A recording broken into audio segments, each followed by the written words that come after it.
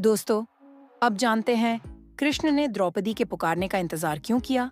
महाभारत में द्युत क्रीड़ा के समय युधिष्ठिर ने द्रौपदी को दांव पर लगा दिया और दुर्योधन की ओर से मामा शकुनी ने द्रौपदी को जीत लिया। उस समय दुशासन द्रौपदी को बालों से पकड़कर घसीटते हुए सभा में ले आया। जब वहां द्रौपदी का अपमान हो रहा था, तब भीष्म पितामह, द्रोणाचार्य और विदुर जैसे न्यायकर्ता और महान लोग भी बैठे थे। लेकिन वहां मौजूद सभी बड़े दिग्गज मुंह झुकाए बैठे रह गए। द्रौपदी को घसीट कर लाया जा रहा था। तब तक भी द्रौपदी को यह भान नहीं था कि मेरा चीरहरण होने वाला है। जब दुशासन से भारी सभा में द्रौपदी की साड़ी उतारने के लिए कहा गया, तब द्रौपदी को इस बात का एहसास हुआ कि संकट बड़ा है। उस वक्त उनने अपने सबसे प्रिय सखा भगवान श्री कृष्ण का नाम पुकारा। गीता या उद्धव भागवत में श्री कृष्ण के सखा उद्धव उनसे इस संबंध में कई सवाल करते हैं। आओ जानते हैं। श्री कृष्ण उद्धव संवाद को उद्धव कहते हैं। हे कृष्ण, आप पांडवों के आत्मीय प्रिय मित्र थे। आजाद बांधव के रूप में उन्होंने सदा आप पर पूरा भरोसा किया। कृष्ण, आप महान ज्ञानी हैं। आप भूत, वर्तमान व भविष्य के ज्ञाता हैं। किंतु आपने सच्चे मित्र की जो परिभाषा दी है, क्या आपको नहीं लगता कि आपने उस परिभाषा के अनुसार कार्य नहीं किया? आपने धर्मराज युधिष्ठिर को द्यूत, जुआ खेलने से रोका क्यों नहीं? चलो ठीक है कि आपने उन्हें नहीं रोका, लेकिन आपने भाग्य को भी धर्मराज के पक्ष में भी नहीं मोधा। आप चाहते तो युधिष्ठिर जीत सकते थे। आप कम से कम उन्हें धन, राज्य और यहाँ तक कि खुद को हारने के बाद तो रोक सकते थे। उसके बाद जब उन्होंने अपने भाइयों को दांव पर लगाना शुरू किया, तब तो आप सभा कक्ष में पहुंच सकते थे। आपने वह भी नहीं किया।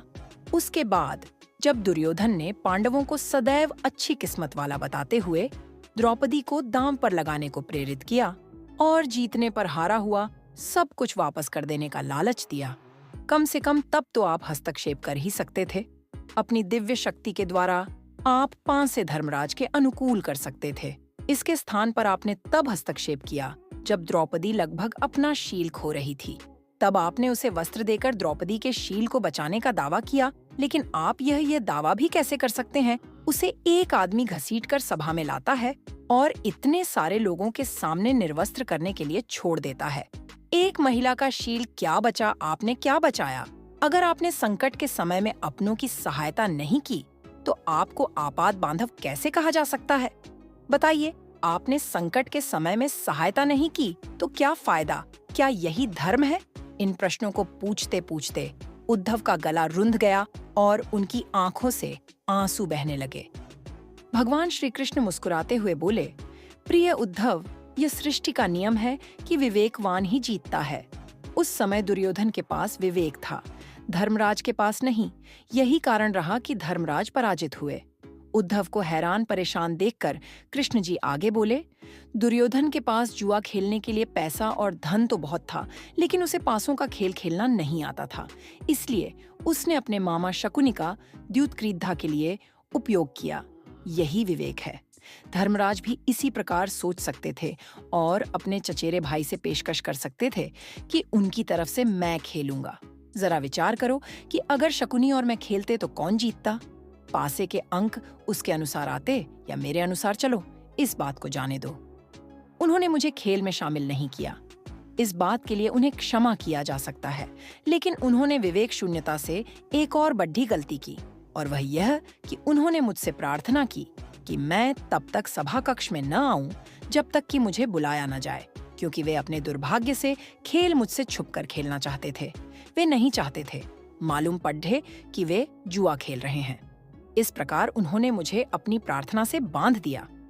मुझे सभा कक्ष में आने की अनुमति नहीं थी। इसके बाद भी मैं कक्ष के बाहर इंतजार कर रहा था कि कब कोई मुझे बुलाता है। भीम, अर्जुन, नकुल और सहदेव सब मुझे भूल गए। बस अपने भाग्य और दुर्योधन को कोसते रहे। अपने भाई के आदेश पर जब दुशासन द्रौपदी को बाल पकड़ डांटकर घसीटता हुआ सभा कक्ष में लाया, द्रौपदी अपनी सामर्थ्य के अनुसार जूझती रही। तब भी उसने मुझे नहीं पुकारा।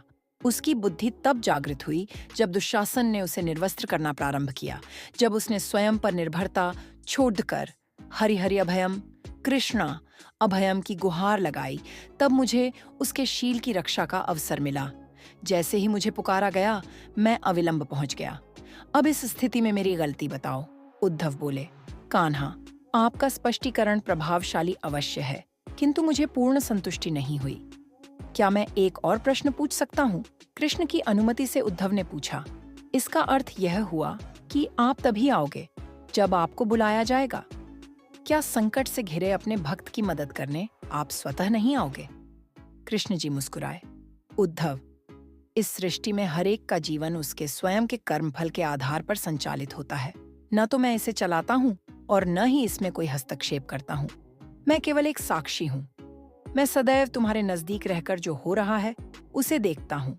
यही ईश्वर का धर्म है। उलाहना देते हुए उद्धव ने पूछा। वाह वाह, बहुत अच्छा। कृष्ण, तो इसका अर्थ यह हुआ कि आप हमारे समीप खड्डीढे रहकर हमारे सभी दुष्कर्मों का निरीक्षण करते रहेंगे। हम पाप पर पाप करते रहेंगे और आप हमें साक्षी बनकर देखते रहेंगे। आप क्या चाहते हैं कि हम भूल करते रहें, पाप की गठरी बांधते रहें और उसका फल भुगतते रहे? तब कृष्ण जी बोले, उद्धव, तुम शब्दों के गहरे भाव को समझो। जब तुम समझकर अनुभव कर लोगे कि मैं तुम्हारे समीप साक्षी के रूप में हर पल हूं, तो क्या तुम कुछ भी गलत या बुरा कर सकोगे? तुम निश्चित रूप से कुछ भी बुरा नहीं कर सकोगे। जब तुम यह भूल जाते हो और यह समझने लगते हो कि मुझसे छुपकर कुछ भी कर सकते हो, तभी तुम कठिनाइयों में फंसते हो। धर्मराज का अज्ञान यह था कि उसने माना कि वह मेरी जानकारी के बिना जुआ खेल सकता है। अगर उसने यह समझ लिया होता कि मैं प्रत्येक के साथ हर समय साक्षी रूप में उपस्थित हूँ, तो क्या खेल का रूप कुछ और नहीं होता? उद्धव मंत्रमुग्ध हो गए और बोले, प्रभु, कितना गहरा दर्शन है, कितना महान सत्य। प्रार्थना और पूजा पाठ से ईश्वर को अपनी मदद के लिए बुलाना तो महज हमारी परभावना है, किंतु जैसे ही हम यह विश्वास करना शुरू करते हैं कि ईश्वर के बिना पत्ता भी नहीं हिलता, तब हमें साक्षी के रूप में उनकी उपस्थिति महसूस होने लगती है। गड़ढब तब होती है जब हम इसे भूलकर सांसारिकता में डूब जाते हैं।